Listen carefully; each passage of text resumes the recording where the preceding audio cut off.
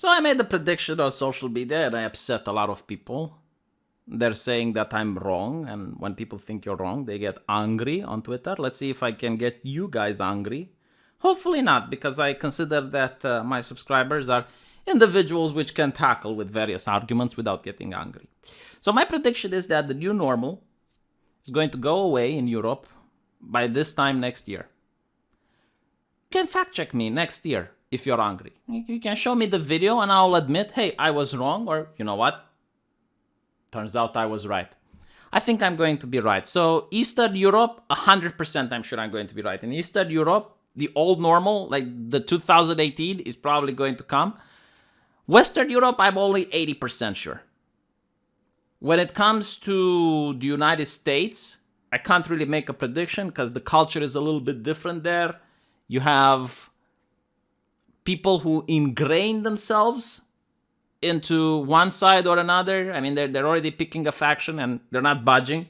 It's also very divisive there. It's very emotional as well. So it's not going to be the same in Europe, because in Europe, most people haven't taken a very emotional stance, especially the vaccine isn't that political. We're not going to go into that. I can't predict for the US, okay? It depends on various states, depends from red state to blue state.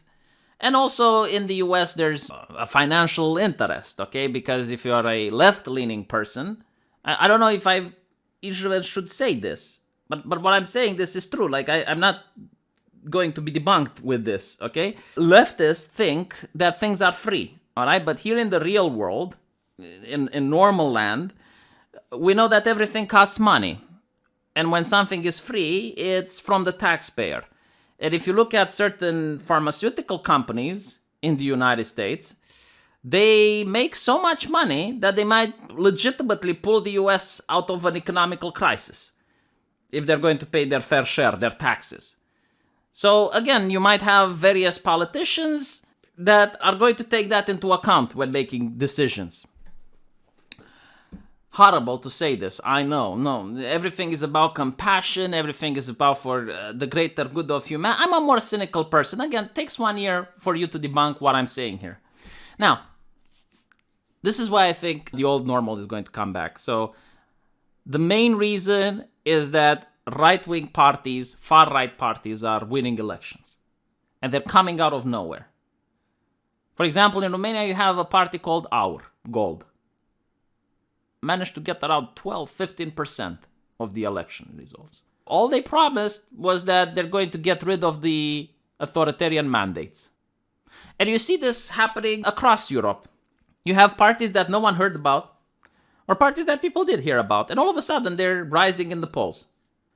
You don't even need to be charismatic in certain places. You don't even need to have strong political agenda. All you have to say is like, vote for us, and we're going to get rid of the mandates. And 10-15%. Now, in a multi-party system, this is very bothersome for the establishment, because now the established political parties, they have to form alliances with people they don't like. They have to give concessions. They have a difficulty deciding on a prime minister. What's even worse is that the overtone window is going to move really far to the right now, because you're going to have all these politicians that just won elections talking about things that the establishment doesn't want them to talk about, framing things in a different light that the common pleb shouldn't hear about, and that can only get them to win more votes. Them winning more votes means the other party is losing votes. So this is the main number one reason. Far right-wing parties winning. Second reason is the lawsuits. So a lot of authoritarian measures were taken in many countries, which turned out to be unconstitutional.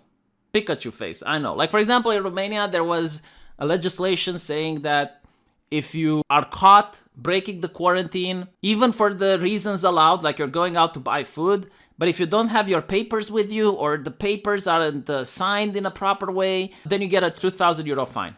2,000 euro fine in a country where the minimum wage is around $200? You can see a little problem with that. So, lawsuit. Guess who won? Not the government. Now the government has to give back all the money that they took. Well, stole actually, because it wasn't constitutional.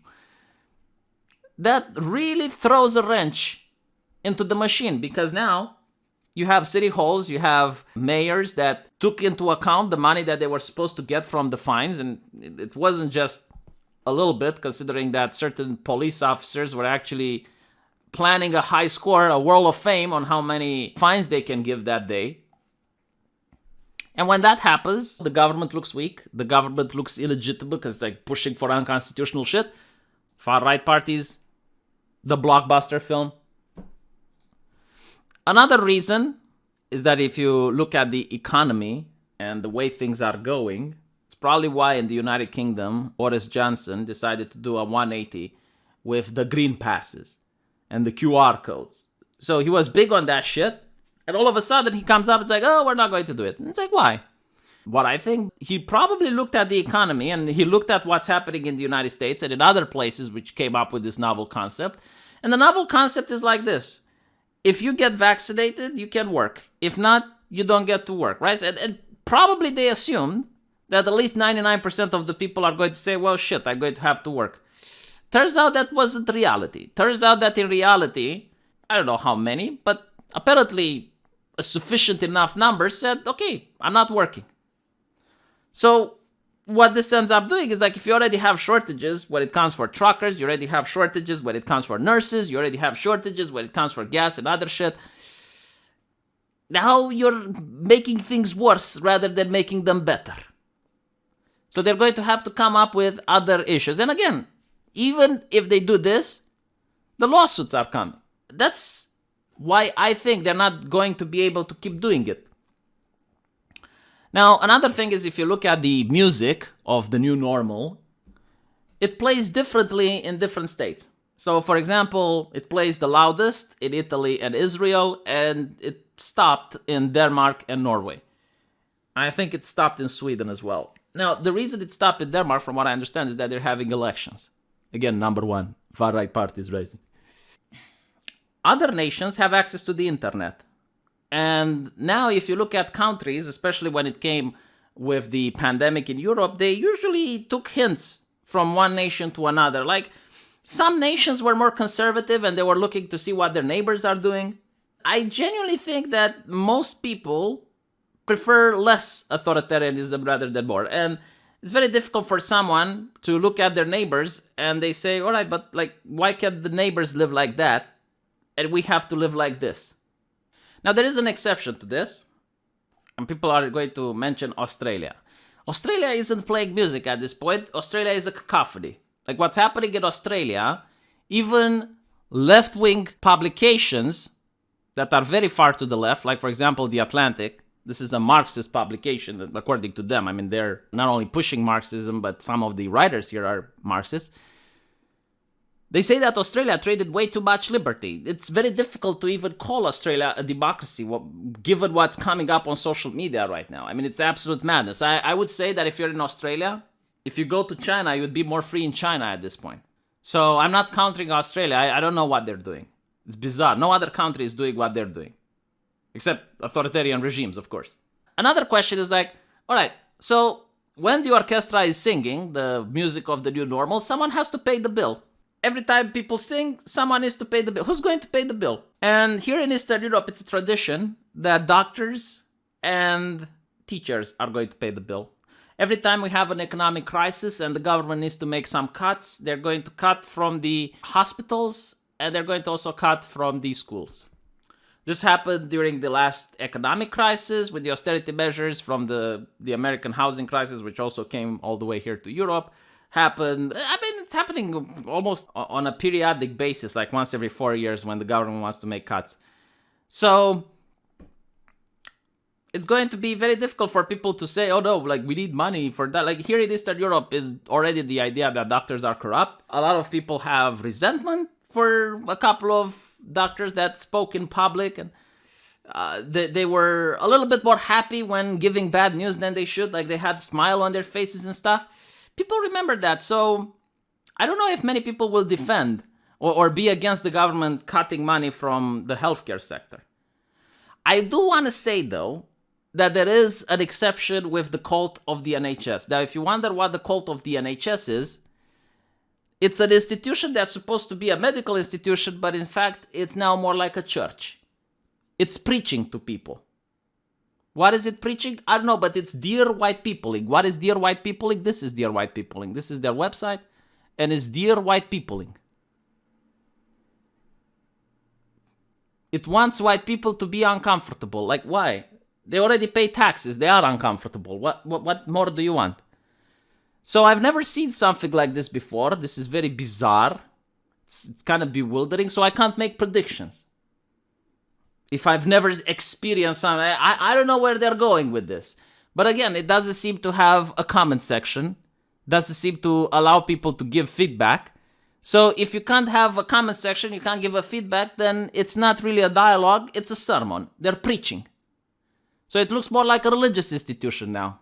So I don't know if the government will cut money from them or not. I have no clue. But I do know in Eastern Europe they definitely will. Now, the economic crisis. Here in Eastern Europe, it's a big tragedy. Because the gas prices are going up, inflation is going up, electricity is going up, and unlike Spain, we have very cold winters here. Minus 25 degrees Celsius. People don't like it when they starve in the cold. They don't like it at all. And there's already protests, right? And people are protesting now when they have jobs and they take time off from their daily activities to protest. What do you think happens when they don't have jobs anymore because the recession hits and they get fired and they can't warm their apartment? They're probably going to go out and protest in order to warm themselves up a little bit. And if you look at even Western countries like in France, I don't know if you know, but in France, maybe you haven't seen it on television, but there were around 150,000 people on the street. Let's see if I can find it, because I'm pretty sure I mentioned it. Here we go, 160,000. Chanting liberté. Eh? So, those people have jobs now. Some of them. But they're going to be free. They're going to be like leftists soon. Like college students that have nothing better to do. Now, the biggest problem to this, in my opinion, is going to be to the government's credibility. And this is the people that are going to have to pay the second check for the encore, I guess. Because I know the average memory of a person lasts roughly from the moment their business is shut down until the next BLM rally. But the economic crisis that will follow will remind them constantly about the new normal. It will be similar to a rat that is getting an electric shock every 5 seconds to be deprived of sleep. You can't sleep when you don't have food on the table. And they're going to be like, why don't I have food on the... Oh. Another thing, and this is what studies show, is that censorship doesn't work. Wow, what a shocker. So you got an article here from a government website. This is a peer-reviewed study showing because of the censorship, there's now more people that are anti-vaxxers than there were ever in recent human history. And why is it? Because if you're going to treat people like children and tell them they're not allowed in mommy's purse, then you're going to find that child inside mommy's purse next time you're looking for him. Same thing with the public. If you're telling them they're not allowed to listen to certain sources and it's not good for them or what do you think people are going to do? Not all, of course. But there are people who maybe would have never been interested in those sources ever that are just checking them out because now those sources are considered to be edgy. And that's what the government did. Censorship is easy. Anyone can do it. Any government in the world can do censorship. Persuading people, convincing people, explaining to people, that's a little bit more difficult. And it seems that the government didn't get the memo. And what I think is going to happen, this is my prediction, is that you're going to have people who are going to be so skeptical that if the government says something, they're going to do the opposite. And if they're going to listen to a conspiracy theory, no matter how batshit insane it is, they're going to believe it. And I'm pretty sure that the answer to this is going to be even more censorship. I mean, at this point, you have parasitic institutions that only deal with censorship. And there's a lot of people that have jobs and they have to justify their living, so why not? So I think we're going to see a little bit more censorship in the future. which is going to cause the vicious circle. You're going to get more people that are going to be more skeptical and less trustworthy of the government, and so on and so forth. And it's only because the government doesn't feel like it should persuade people anymore. It feels that it should censor. So those are my predictions. I guess it's going to take a year until we're going to see if I was right or not. But hey, let me know what you guys think, and I'll see you in the comment section. Take care.